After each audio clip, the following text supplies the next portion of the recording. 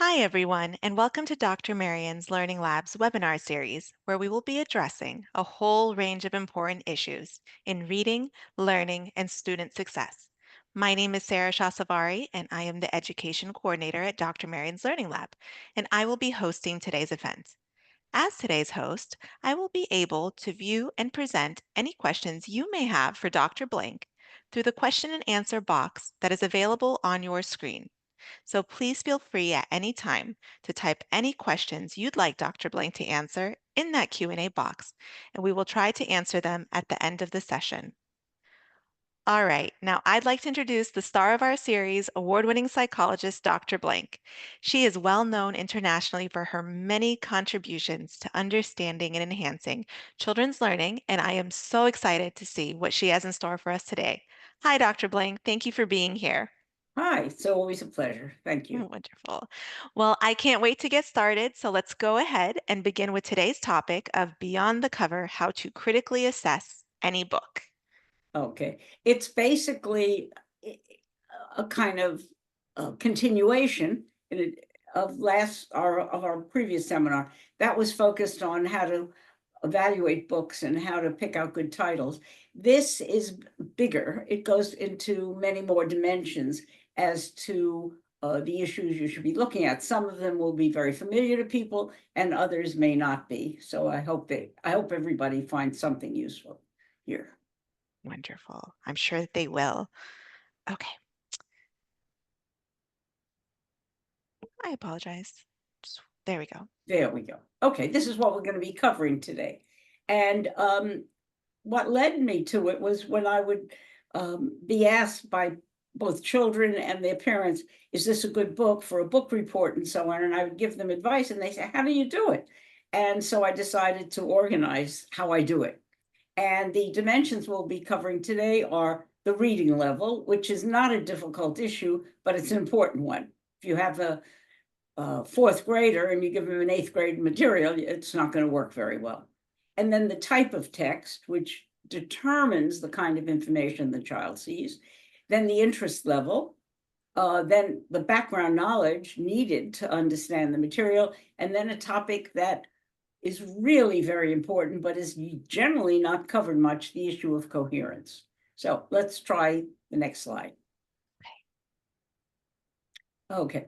The reading level is not difficult to determine because we have a whole bunch of formulas, what I call reading formulas, that tell you the level of a book. Also, many books that are published that you purchase online and so on will tell you this is for fourth to sixth grade, this is for eighth grade, that kind of thing. But these are some of the formulas. I'm not recommending any of them. I'm just trying to familiarize people with the names that are around and which a parent might feel or a teacher might feel they should use. And almost all the formulas focus on two issues: sentence length, because the more words in a sentence, the more difficult it tends to be, and then the number of multisyllable words. So if a sentence is 15 words and has several 3 or 4 syllable words, that's going to be well beyond fifth and sixth grade. Whereas sentences of about 10 to 12 words with a lot of 1 and 2 syllable words will tend to be about third grade, fourth grade. Just an idea. So these are very useful. They give you no information about the quality of the material, just the kind of complexity of the ideas or complexity of the words it's presenting. Okay? Okay, that's really good to know because I've seen some of these, especially the fry one. Yes, that's a That's very, very, yeah. yes, Okay, very, yeah. great to know. Okay, let's see.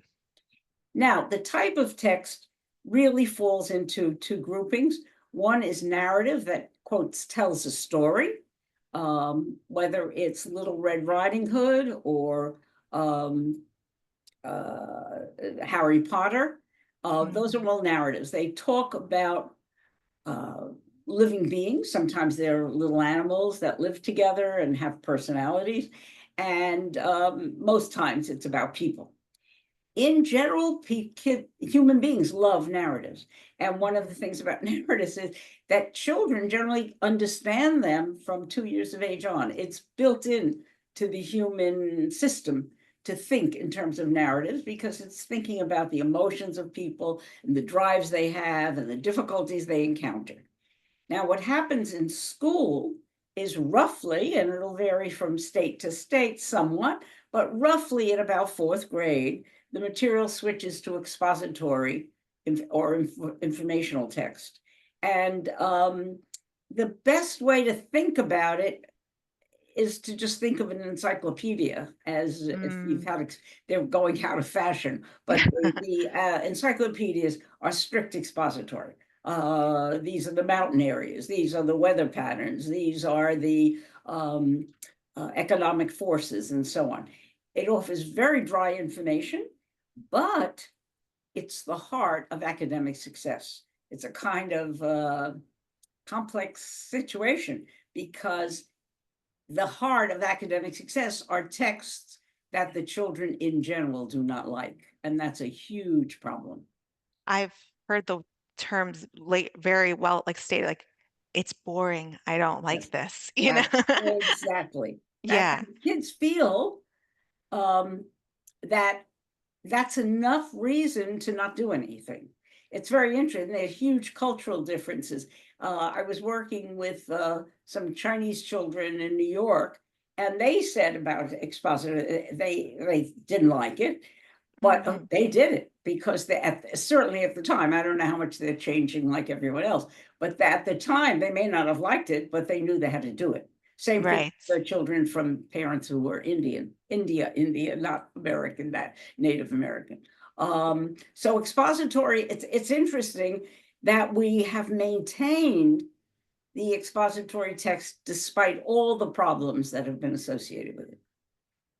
Okay, well, I think we're going to see some examples, which will be very helpful to see exactly Yeah. why that is. So here's an example of a narrative. And first of all, narratives will tend, not always, but will tend to have a lot of dialogue. Mm, And that means, like here, Cameron called Grandpa, "Are you awake yet?" Now, you don't know what's going to come next. Because people do not speak in a very logical, ordered way. So hmm he says it's almost 8 o'clock, and you're supposed to understand that that means wake up time and so on. So the comprehension, though, is based on social knowledge. You know that when someone gets up, it's at a certain hour and so on. Um, and the ideas are unpredictable from a language point of view, which sounds strange because you can pretty much say anything you want. In other hmm words, Grandpa could say, "Are you awake yet?" And Cameron could have responded, "I just get out of my room. I want to keep sleeping." Or he could have mm, said, "Oh, thanks for waking me. I have an appointment." You don't know what's going to happen, but because of your social knowledge, it makes sense to you. So language wise, it's not very predictable, but in terms of social knowledge, it's very predictable. And the one of the most important and ignored issues about narrative is that it is extraordinarily difficult for children who are on the autism spectrum, excuse me. What their biggest difficulty is understanding social organization, social motivations, and so on. And that's tons of that in narrative. So it's interesting. I was asked to consult, this was a number of years back, on a child with autism who was a good student except in literature. He kept failing literature, and failing. And my recommendation, which the school couldn't follow because of the state laws, was to take him out of narrative. It affects very little in academic achievement, and it's extraordinarily hard to teach it to children, those children on the spectrum who cannot understand it. Some yeah. children on the spectrum can, but the vast Mhm. majority have great difficulty. You Uh, know, what's fascinating about that is because I was a former special education yeah, teacher for a while. We have individual education plans, right. individualized. So something I never had thought of when we're doing the accommodations and the modifications is I never thought about looking at and it's very rare, I think, to be like, let's just look at this genre of text. And if it's not working for them, let's remove it. Because Yeah, that's something we could do. So I'm yeah, really grateful. Yeah. especially with narrative. I mean, Hmm. because it really is pretty much unimportant in science. It's pretty unimportant in social studies and math. It's Hmm. just, it plays no role in most of the heart of the curriculum. So whereas you can't eliminate and still maintain curriculum standards if you're eliminating science, for example. So different states will handle this differently, but it's a very important issue to consider Yes. because now, by the way, I've done a lot of work to help children with autism understand narratives for different reasons. The reason I did it was because if you can help them understand narratives, they can enjoy movies, and that gives Mm. them a huge resource that can add to their lives, but it takes tremendous amount of work. It's like Yes. teaching a real foreign language that is undecipherable, and it takes a tremendous amount of work to help them master that realm. That's great to know. Yeah. Okay.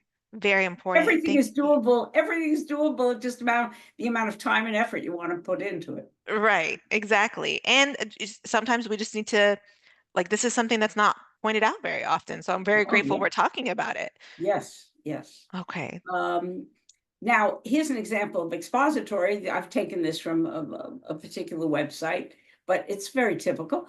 You might think that the ocean is the only place in nature to find sea creatures. So this isn't motivational by itself, Mhm. and people are trying to make it interesting uh, by saying you haven't seen it, you will see it, you won't see it, whatever. But it's extremely hard, and that's why the text, what we talked about before, described as boring. And Mhm. basically, by definition, they offer lots of. That's the reason they are the way they are. They offer lots of information that is never experienced by the reader. That's how you become an informed human being.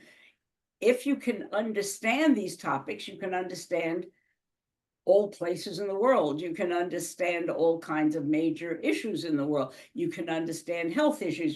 The information has to be beyond what the person experiences, but at the same time, it's very foreign. Right. And these are the texts that are the key to academic success.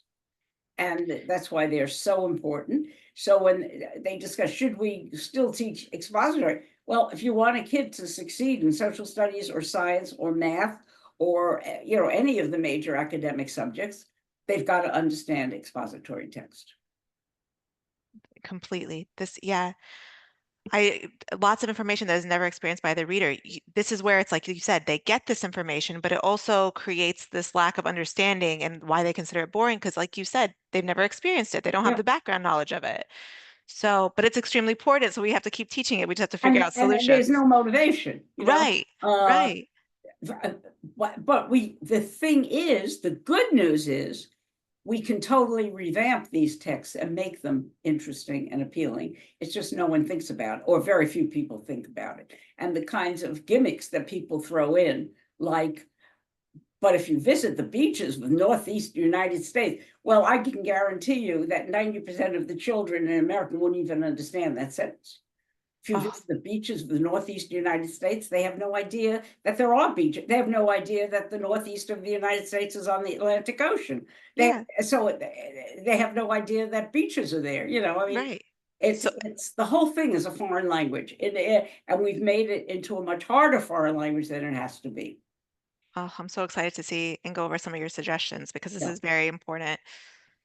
Now, the issue of background knowledge is one that is increasingly being studied. Um, People like DeHurst began talking about it many years ago. It's Mhm. now increasingly recognized. Um, and the irony is that when you don't have the background knowledge, the way the teaching is structured in an attempt to simplify is actually to add to the language burden. So if a child Mhm. doesn't know what the northeast of the United States would be, the way it'll be dealt with is they give you a definition. That's the area of the United States on the Atlantic. So they just add to the already heavy language burden. They don't think of any other way of presenting information. And Right. the good news is that because of advances in computer and because of the availability of AI, we can now do brilliant presentations of Mm-hmm. material through the visual system, which is fast and effective and memorable. But Yes. there are very few books that are using this currently. We've tried to design our system to use a lot of it, and I think it's working very well. So Mm-hmm. that's why I said it's an underused solution is AI graphics. I'm not talking about just putting in nice pictures. Talking about putting in visual material that really embodies the meaning of the text. And totally And available now in AI. I'm so excited to show this example because I feel like this it shows exactly what you're talking about. Yeah, exactly. This is one of our stories on the Panama Canal. Mm-hmm. And as soon as you see it, you at least know it's water. You know it's not natural water because Mm-hmm. natural water doesn't have big cement walls around it. Mm-hmm. And so just instantly you get more information across to students. So we're very fortunate to be able to offer that now uh, Yes. to students. And let me just say, I was in the room before with my own student who was doing this, and they were reading the text. And I would notice as my student was reading the text, they would stop and they would really just analyze everything about the picture and then go back and look at the text Yeah. again because the graphic, you're providing that background knowledge. My student had never heard of what the Panama Canal is. They've never seen it or pictured it or known, but they were getting that through these AI graphics. Yes, yeah, it's fabulous research, Yeah. an absolutely fabulous, and it's only going to get better because the advances in it are spectacular. There's practically no information that you can that is closed off to us now. Yeah. And I love what you do even further to this. You take that image, so while they're reading the text, you have the image in the background. But then before you move on, it gives another pop-up image, Yes, which further goes on to really illustrate what the text means even more. So a student might read, it takes 8 to 10 hours to complete the crossing and be like, well, what does the crossing re-? And then you're seeing it and it's okay. Okay, I get it even more now. yeah, and this prepares the reader for the tremendous advantages of the canal because it allowed rapid travel into all parts of the world because you no longer had to go all around South America in order to get to the other side of the world. And yeah, no, it really is exciting to see to have this kind of resource. It really is. And I'm glad you're drawing the importance to it so everyone can really look at the tools we have at Yeah. our disposal right now. And I think we can pretty easily help teachers learn what is a good graphic and what is not a Mm, good graphic. In other words, I just because she's put in a picture doesn't mean anything. You've got to put in the right visual material, but it's not hard to train people or educate people as to the kinds of visual images that are helpful. I love that. We should Yeah. go. Now you're Now giving me here, ideas. the interest, see, until now, the thing when I've looked at text, what they do is give verbal information for already complicated verbal information. That is not a path to success. Um, so, for example, they say the easiest and most helpful, I took this from one of the sites. The easiest and most helpful type of context clue is when a definition is provided directly in the text. That is not true. It breaks up Hmm. the text Hmm. and it just adds a lot of verbal information to a child's already struggling with verbal information. And Hmm. so these are all the different suggestions. Some of them are okay, but most of them only add to the difficulty and are, in terms of helping the child comprehend the text, they're worthless. They play other roles. If you want to help a child develop inferencing, that's a great skill to develop. But to Hmm. have them inference to overcome a difficulty in reading the text, it's not a good plan. No, because each of these bring their own challenges when kids are trying to learn these things. So it won't really help you. You're Exactly. right. Yeah. Uh, So, yeah. okay. Very good example. Now, this is a big topic. From what my experience has been, although this is a core feature in linguistic analysis, I have never met teachers who, unless they have very unusual training, know what coherence is and why it's important. Mm-hmm. It's one of the key unrecognized components of language in certain contexts. It plays very different role in oral and written language. And that's one of the reasons why children have so much difficulty with it. Because in oral language, there's very little need for coherence. The context allows you to connect ideas and see. So for example, let's say we're having morning coffee together and I suddenly say, oh my God, I forgot to do that listing that I told you about. So you don't say to me, my God, you just switched topics on me. What are you doing? You just Right. know that this is part of life, that an idea comes in, you can discuss it, not discuss it. Most oral text can be very incoherent from that point of view. Oh, Mm-hmm. Sally, I forgot to tell you what just happened to Jane. Mm-hmm. That can be in the people don't mind those interruptions. It's just part of natural dialogue. In written language, you can't do that sort of thing unless you're just in novels where you're conveying a lot of discussions. Mm-hmm. In written language, the ideas have to link in a very neat, steady pattern. So if the first idea, say, is like when the colonies got established, they faced a myriad of difficulties. Okay. Then if your next thing is something like Mary Washington loved the White House, well, it wasn't the White House, loved being in New York, it doesn't fit because what we're talking about is difficulties. And so then if you start saying, well, the problems were on the economic front, the political front, and the military front. So what happens is the ideas have to connect. They can never connect explicitly because that's not what language is like. So what you have to do is put in a whole bunch of implicit ideas that make the explicit ideas make sense. So if you said there were a whole bunch of problems confronting the colonists, so you sort of say, oh, well, they were just starting out. So the kind of problems had to be concerned with the nation. Oh, and problems for the nation were military, economic, or whatever. You've Right. got to, now, texts for kids who are not smooth readers should be much more explicit than the text for advanced readers. And the Mm-hmm. interesting thing is, they did a study years ago that for learning disabled and normal readers, and what they found is that longer, well-written texts were easier for learning disabled kids to manage because it provided the missing information. The connections were made explicit rather than implicit, so that the child knew how to connect the sentences. So it went against everything because they expected the longer text to be much harder. But if the longer text really spells out the links, it makes it possible. And so basically what it, at even with very low levels of coherence, the reader has to attend to what is not present and integrate it to what is present. So it would be, let's say you're talking about, let's talk about COVID. You can sort Mm-hmm. of say, it's for the past 3 years, the economy was badly hit by COVID. Now it's expected things will turn up.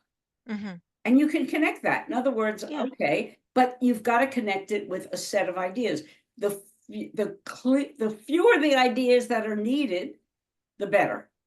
And so the good news is that if you write a text effectively for poor readers, can also be interesting and effective for good readers. So it's all doable. But what you've got to do is think of the child who may encounter difficulty and structure the material so that they don't have the difficulty. But if you structure it with interesting language, it will hold the higher level reader so you can deal with both groups at the same time. There's no need for individualization because individualization is brutally hard. I When you're love that. yeah, exactly. because it makes the teacher's job or the educator's job, everyone so much easier. Instead of you taking a text that's meant for everyone and you having to, well, not even everyone, for a certain level reader and you Right, having to modify it, it's already designed with the other reader in mind. right, And what a relief that is on that, like for educators, parents, everyone. yeah. And it's quite amazing. There are very, we could develop measures, but there are very few clear ideas that are offered um, to help to see, is the text being as explicit as it should be. But we Hmm. once, my hunch is, with, let's say, a short course of a month, once a week, we could get 90% of teachers understanding this quite easily, because you've had a huge real world knowledge with this, and what it's doing is tapping into the real world knowledge that you've had and sort of making you aware of it and say, oh my God, of course, I never thought about that, and so it's not hard to train people to understand what coherence is all about, and then to Hmm. be able to recognize when a book has it and doesn't have it. That's I'm not amazing. asking teachers Hmm. to become experts on it. I'm just Hmm. asking them to recognize the issue and then be able to pick out books that handle the issue well and the books that don't. Very good. Okay. And I Because think, I think the burden that we've put on teachers is unbelievable, and it is vital that it be simplified for them. It's and vital that that it be is simplified for everybody. something that I really appreciate that you're doing here with your work. Oops, sorry, give me one second. This went the wrong way. That is something I really appreciate that you do with your work. You are giving the suggestions, but not saying that it should be added to the teacher's workload. You're saying that we should be providing the teachers with these easier solutions. Yes. And I think that's really important. Teachers everywhere will appreciate that. Oh, yeah, the demands on teachers are just extraordinary, and the teachers need tools to fight it and to be able to handle the issues there. We have the knowledge to help the teachers. We're not giving it to them Great. currently. Exactly. So true. So the issue of coherence, it's that the separate sentences, even though they contain totally different words from one sentence to the next, the message of the separate sentences forms a unified whole. That's how you can get the main idea, by the way. Everybody wants the main idea. If you cannot deal with coherence, you cannot have the main idea, because that's That the makes main sense. idea is what is the issue that's holding all of this together. And to assist the reader, and this is what makes a text effective or not, the text must have a lot of redundancy. By redundancy, it's saying the same thing in slightly different ways, so that it gives the reader time to process and build up. Oh, okay, you're trying to say that Washington was admired tremendously by his troops. So then you give one example, and then you may contrast it with, by contrast, the ex-general didn't have any of that kind of respect. So you've got to have redundancy. If you quickly race through complex ideas, you're going to lose the reader. And they need to be able to, quote, see that each newly appearing words are connected to what went before and what's going to come after. So the whole, I guess another word for coherence is connectedness, that you can perceive even though the words are totally different. And I think that you give, yes, you give an illustration here of effective coherence. Yes, and I mentioned, I think last time, Jean Fritz, because Hmm. I greatly admire her work. And so here she's writing about the American Revolution and why King George, who was the king at the time in England, failed to be able to meet the American Revolution and lost the Americas. Hmm. So what they're talking about his early life. She's not saying he lived in a mansion and his father was a powerful man, and so she wants to come across with the idea. She isn't saying it explicitly, but she wants to come across with the idea that right from day one, poor King George was really a pretty inadequate human being. And so she said, before King George the Third was either king or the third, He was just plain George, a bashful boy who blushed easily. So you now have this picture of this little sort of helpless kid. And Mm-hmm. then she doesn't just leave it like that and go on. She says, and she's giving you reasons to believe what she's saying. His toes turned in when he walked, and his teachers nagged him about being lazy. So you can, okay, that's even, poor guy, it's really, he's having a tough time. Now, of course, as everyone knows, a king should not blush or turn in his toes and be lazy. This is the redundancy, but she's put it Mm. slightly, you can't just keep repeating this. She's moving it around. But George didn't think much about being king. So you also immediately get to realize, well, he's not going to do much about being this very inadequate kid. And then there's another paragraph about his inadequacy, which I didn't put in here. And then she has a sudden change of topic. Then suddenly, on March 20th, 1731, when George was 12 years old, his father died. And so you begin to say, oh, wait, something important is happening. And Mm-hmm. so what the important thing to realize is almost none of the words are shared from one sentence to another, but you know that they're connected and one clear picture is being built up after the next. And Now that's how you get the main idea. that is If so you can't good do to that, you see. cannot get the main idea. So central to the main idea is coherence. It's not the only feature, but it's central. And if you're not developing coherence and really dealing with it, there's no way a child will understand the main idea. Absolutely. And then I think in contrast, we're going to see an example of questionable coherence here. That's right, which is much more common than good Mm-hmm. coherence. So Mm-hmm. this, I took this from from a website, a slice of ocean life. What do you think you might see in a tide pool? I mean, that's like me stopping someone on the street and say, oh, did you know that the tides this week in Jones Beach were 4 feet high? And they said, no. Oh my God, how could you? It's coming out of the blue just because it's sort of a question. We keep thinking questions are miracles. Questions are not miracles. They're also sources of tremendous error.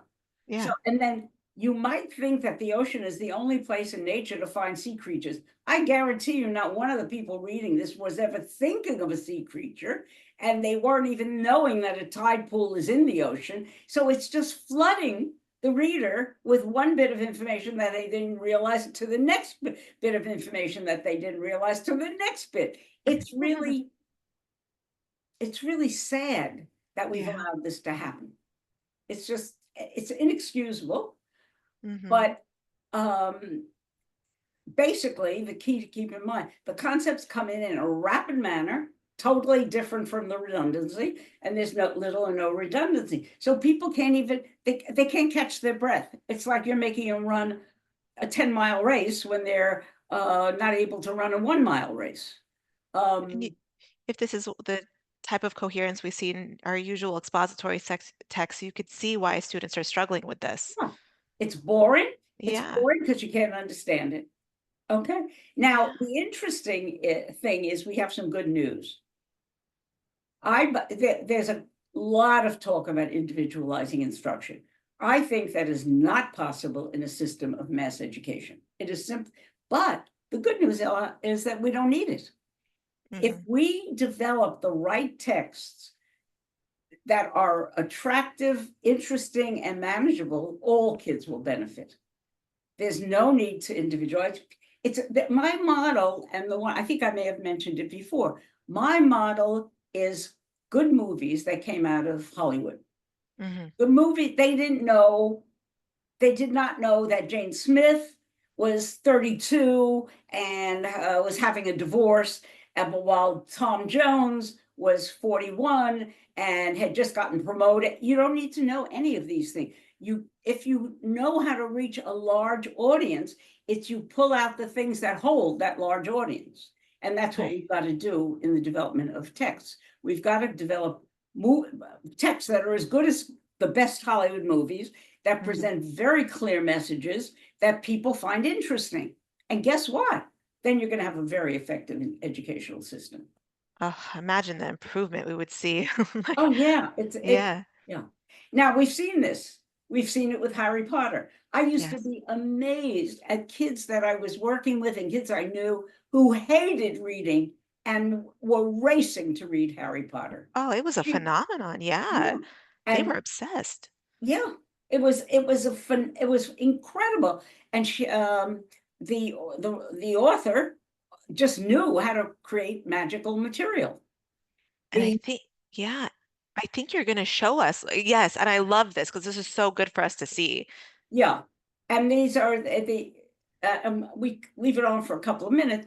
These are the characteristics or guiding suggestions for what helps make the writing style effective and compelling. Hmm. And now the interesting thing is these are always included in a good narrative. What we've got to do is include it in good expository text. And that's what we have done in Comprendi. What we've done is create a new form. We call it narrex, where we combine the best of narrative and the best of expository and create a new form that almost anybody can read and understand. That's So we've brilliant. got solutions, which is really nice. I always say this. I said this last time, and I'm telling you now. I love that you're identifying the problems and you're providing the solutions. And they're great solutions that we Yeah. all would really benefit from and make our lives so much easier. Yeah, yeah, Oh, and fabulous. we've got the good news is we have the information. It will take time to um, get it implemented because people have to first accept it, and the guiding leading figures in the field have to accept it in order to change the curriculum in the schools. And so we've still got a lot of work ahead of us, but we definitely have the knowledge base, enough of the necessary knowledge base to make enormous strides.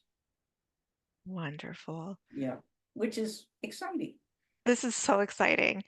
Well, unfortunately, it looks like we have run out of time for additional questions because we had a lot of really great information to take in today.